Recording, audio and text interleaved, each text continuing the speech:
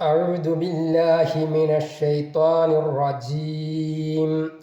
بسم الله الرحمن الرحيم. الحمد لله رب العالمين الرحمن الرحيم مالك يوم الدين إياك نعبد وإياك نستعين اهدنا الصراط المستقيم صراط الذين أنعمت عليهم غير المغضوب عليهم ولا الضالين آمين. തദബ്ബുറുൽ ഖുർആൻ മിൻ തിൽഖാഇ നഫ്സി. തദബ്ബുറെ ഖുർആൻ, പരിശുദ്ധ ഖുർആൻ സ്വയം ഒരു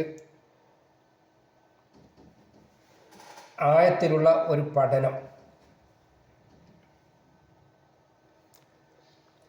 ഒരു രാജാവിൻ്റെ അടുക്കൽ സഹായം ചോദിച്ചു ചെല്ലുന്ന ഒരു പ്രജയെപ്പോലെയാണ് വിശ്വാസി.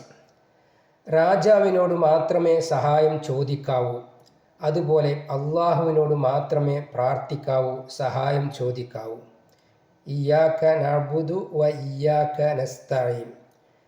ഒരു വിളക്ക് അതിൻ്റെ പ്രകാശത്തിനായി സൂര്യനെ ആശ്രയിക്കുന്നത് പോലെ എല്ലാ സൃഷ്ടിജാലങ്ങളും റബ്ബിനെ, അള്ളാഹുവിനെ ആശ്രയിക്കുന്നു. ഇടുങ്ങിയതും അപകടം നിറഞ്ഞതുമായ ഒരു വഴിയിലൂടെ സഞ്ചരിക്കുന്ന ഒരാൾക്ക് ഒരു വഴികാട്ടി അത്യാവശ്യമാണ്.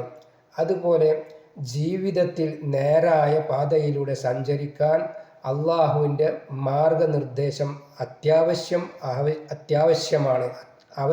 ആവശ്യമാണ്, അഥവാ സിറാത്തുൽ മുസ്തഖീം. ഒരു കപ്പൽ കൊടുങ്കാറ്റിൽ ഇടതും വലതും ചാഞ്ഞും മറിയാൻ പോകുന്ന സമയത്ത് അതിന് ഒരു കപ്പിത്താൻ്റെ സഹായം അത്യാവശ്യമുണ്ടാകും.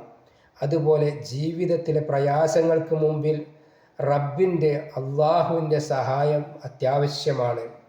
ഒരു തോട്ടത്തിൽ പലതരം മരങ്ങളും ഉണ്ടാകും. അതിൽ ഏറ്റവും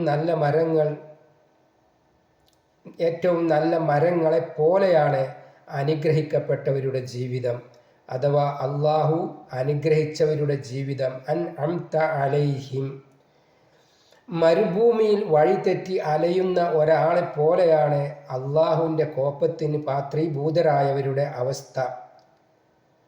ഇരുട്ടിൽ തപ്പുന്ന ഒരാളെ പോലെയാണ് വഴി തെറ്റിയവരുടെ അവസ്ഥ. ശരിയായ മാർഗത്തിലേക്ക് അള്ളാഹു നയിക്കട്ടെ. വആഖിറു ദഅവാന അനിൽ ഹംദുലില്ലാഹി റബ്ബിൽ ആലമീൻ.